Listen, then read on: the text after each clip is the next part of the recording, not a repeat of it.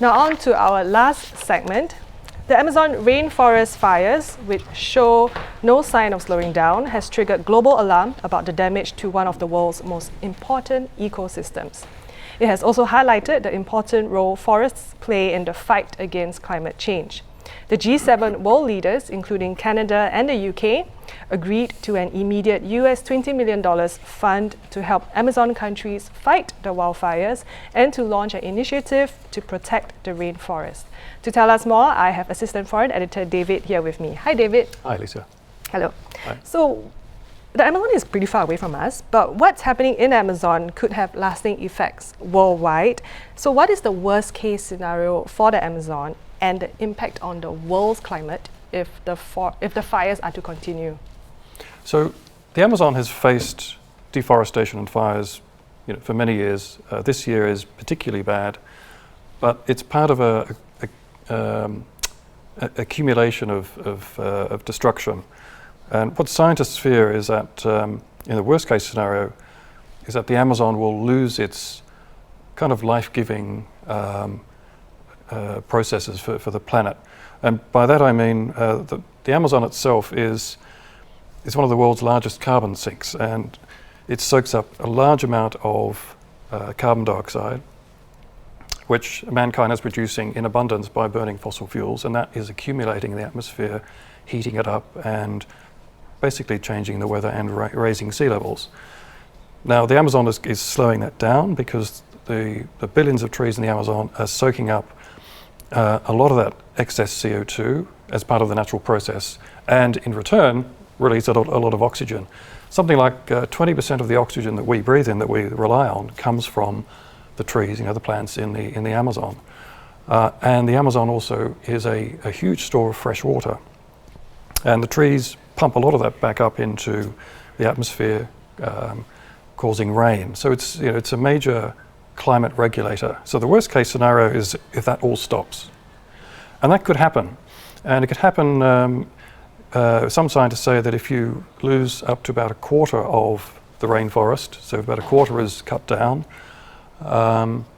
it will basically start to dry out.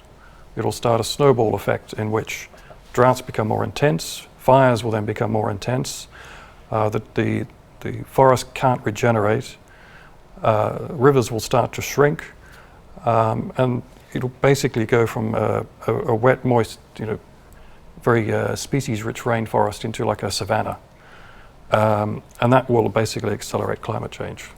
And not only accelerate climate change, we are also at risk of losing millions of undiscovered animal species and also plants, correct? That's right, yes. So the Amazon is believed to be home to about 3 million plant and animal species. Nobody really quite knows, but more species are being discovered all the time. So it'd be a real shame to lose that immense storehouse of life. And there could be cancer cures in some of the plants. Certainly some plants are found to have really important medical properties that are used for medicine. So what a tragedy it would be for mankind to lose that great wealth of nature that's been built up millions of years, for us to come along and destroy it within a matter of decades.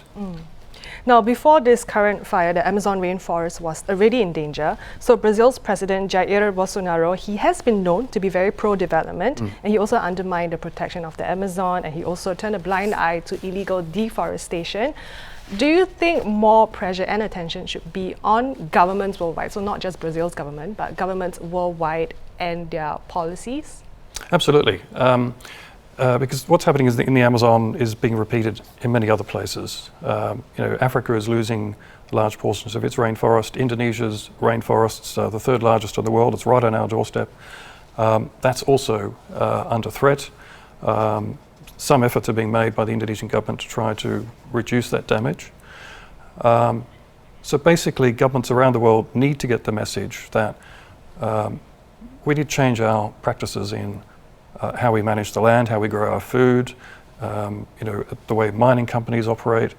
We're seeing a steady process of destruction and pushing the planet to the brink. So the only way you can really change that is governments must start to enact stronger regulation on the way companies operate, and companies then must take that on board and change. Basically, the boardrooms need to make decisions to make their practices far more sustainable, far less damaging. And consumers too really need to start looking at,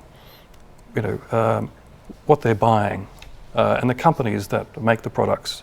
What are their policies? Have they taken on genuine sustainable guidelines in making their products? So look at the food products you buy. Look at the paper products you buy from Indonesia, or the palm oil products. Not mentioning any names, of course, but what are these companies' practices? What have they signed up to in terms of, for example, RSPO?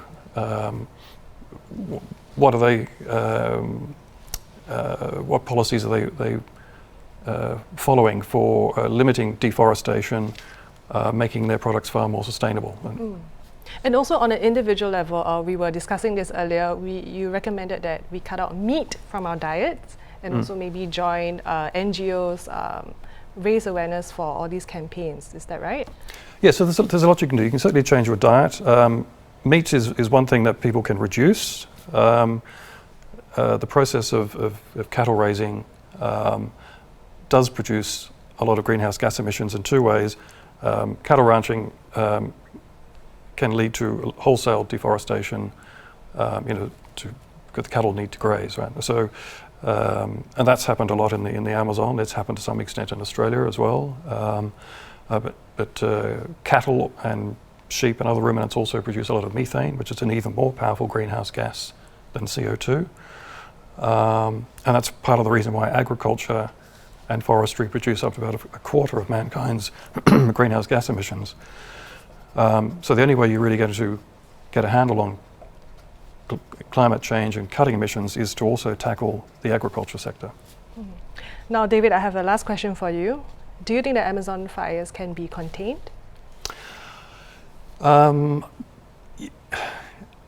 question, in the sense that they won't be controlled overnight.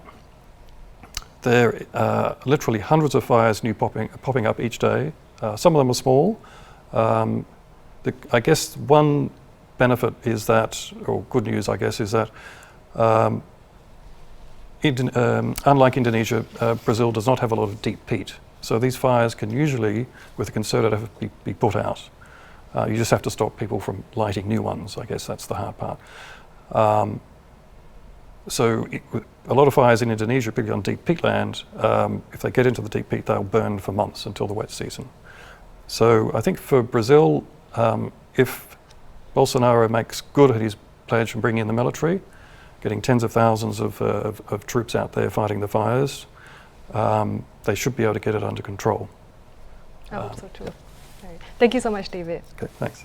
Now, those were our top stories for today. For more news and videos, do log on to straitstimes.com. Once again, I'm Melissa. For more big stories, join us again tomorrow, same time, same place.